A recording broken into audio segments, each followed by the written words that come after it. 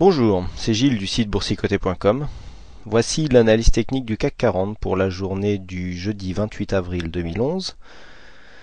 Et donc c'est une séance de hausse, encore une fois, séance de hausse qui fait suite un petit peu au discours de Ben Bernanke d'hier soir. Donc je pense que vous aurez eu l'occasion de lire un petit peu le compte rendu de ce communiqué de presse concernant donc la poursuite de la politique monétaire donc de la Fed. Et donc tout cela a bien porté les marchés, puisque nous avons ouvert un gap dès l'ouverture, un gap haussier à 4095,42. Donc je rappelle que le plus haut d'hier se situe à 4084,32. Donc à 4095 nous ouvrons un gap de 11 points, gap qui est refermé puisque le plus bas du jour s'est placé à 4080,15. Nous avons marqué un plus haut à 4107,90 avant de revenir en clôture à 4104,90. Le CAC 40 gagne 0,91% sur cette séance, 37 points gagnés par rapport au cours de clôture d'hier. C'est donc encore une fois une belle séance de hausse, avec des volumes toujours légèrement sous la moyenne et des indicateurs qui remontent doucement. On voit bien ici le RSI qui commence à s'approcher de sa zone de surachat. On est à 61 points. Le stochastique, lui, est rentré depuis maintenant quelques temps. Et le MACD, toujours en tendance positive, malgré une faible amplitude de départ, souligne cette tendance haussière. Donc je n'ai pas grand-chose à vous dire de nouveau par rapport à hier. Nous sommes dans la continuité de la tendance haussière dans laquelle nous sommes installés depuis maintenant plus d'une semaine. Toujours des petites bougies vertes, avec un faible volume, un mouvement qui paraît peu puissant, mais qui est assez régulier. Alors hier, je vous donnais un objectif à 4100 points. On est légèrement au-dessus. On a un gap qui est refermé. On est revenu refermer le gap et on est remonté juste après. Bon, voilà, on est vraiment dans la continuité. Le prochain objectif se situera maintenant au 4131. On n'a pas un gros surachat au niveau des indicateurs, donc on pourrait très bien...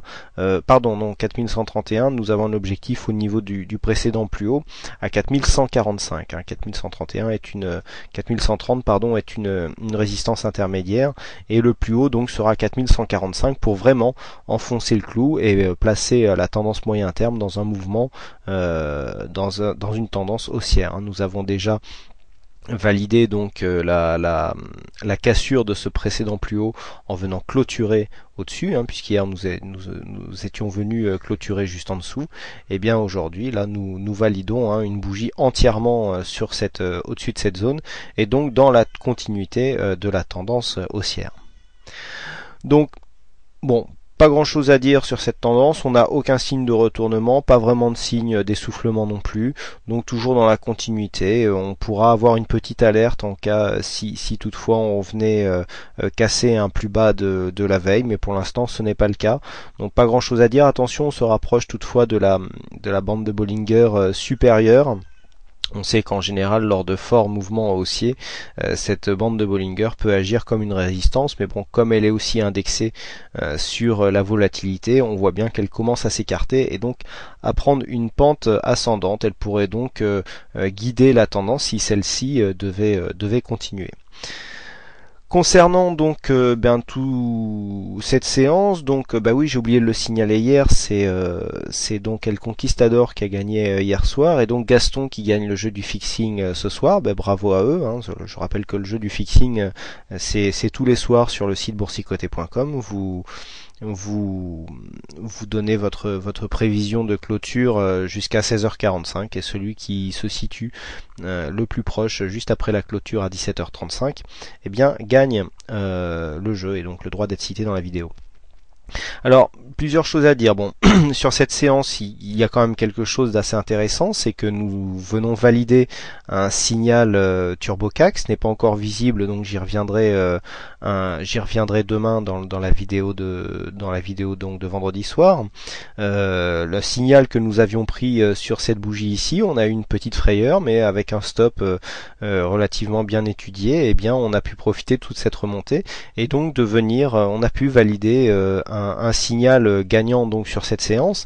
Alors Turbo CAC en ce moment est vraiment très performant, pourtant cette stratégie est faite pour s'adapter au marché en tendance. On voit ici beaucoup de signaux gagnants, et si on agrandit un petit peu, voilà, on peut s'apercevoir que nous avions eu des signaux gagnants, des signaux perdants, pardon, début 2010, mais depuis on enchaîne des séries de signaux gagnants. Là on a fait 1, 2, 3, 4, 5 signaux gagnants d'affilée.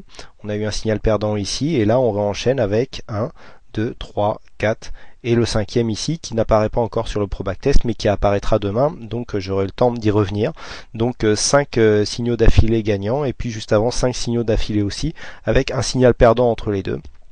Donc au niveau sur les derniers trades, ça fait un signal perdant sur 6, on est à 16%, donc on reste à 84% de signaux gagnants donc sur les 6 derniers, et donc sur les 6 précédents aussi, et donc on reste toujours dans une probabilité supérieure à 80%.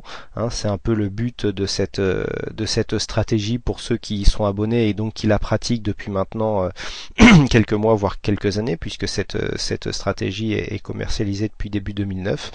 Eh bien on revient après une année 2009 un petit peu mitigée, on revient sur des résultats corrects en 2010, et donc début 2011, puisque même nous sommes à mi-2011, et donc avec un résultat très satisfaisant jusqu'à présent.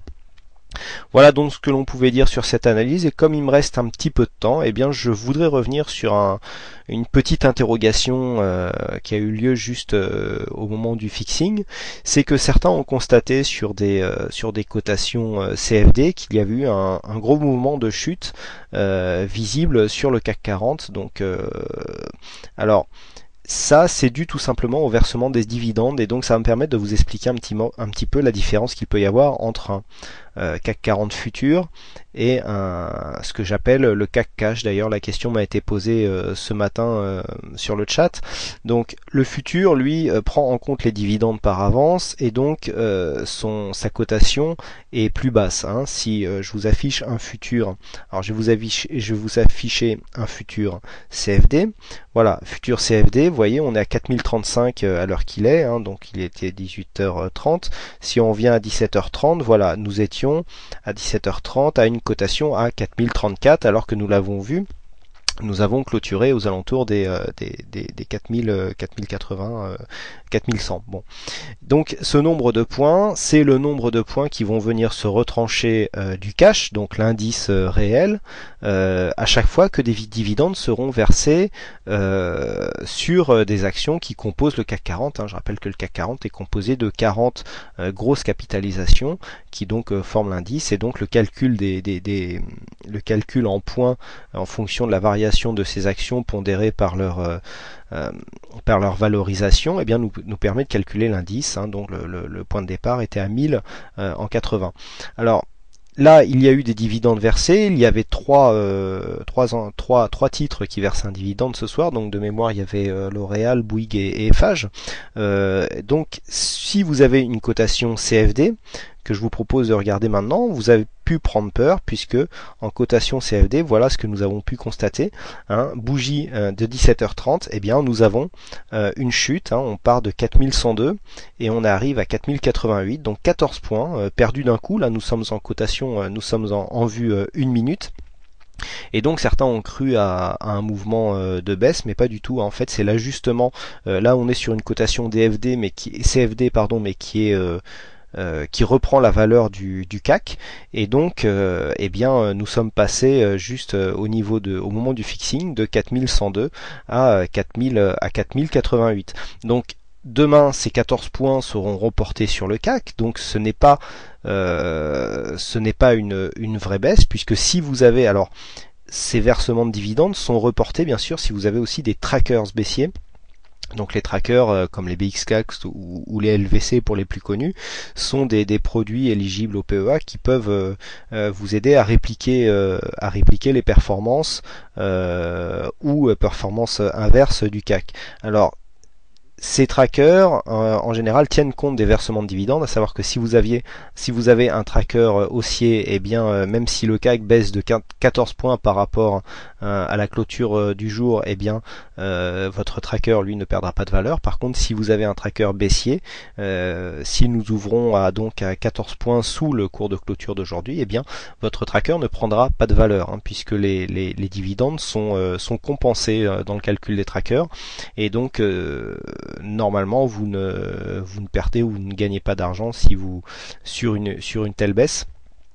Donc voilà, je voulais revenir un petit peu là-dessus puisque certaines personnes se sont posé la question, et bon, comme j'avais un peu de temps, je voulais vous expliquer tout ça. Si vous voulez un peu plus de renseignements, on pourra toujours en discuter sur le chat, où bon, vous trouvez facilement des informations là-dessus un peu partout sur internet.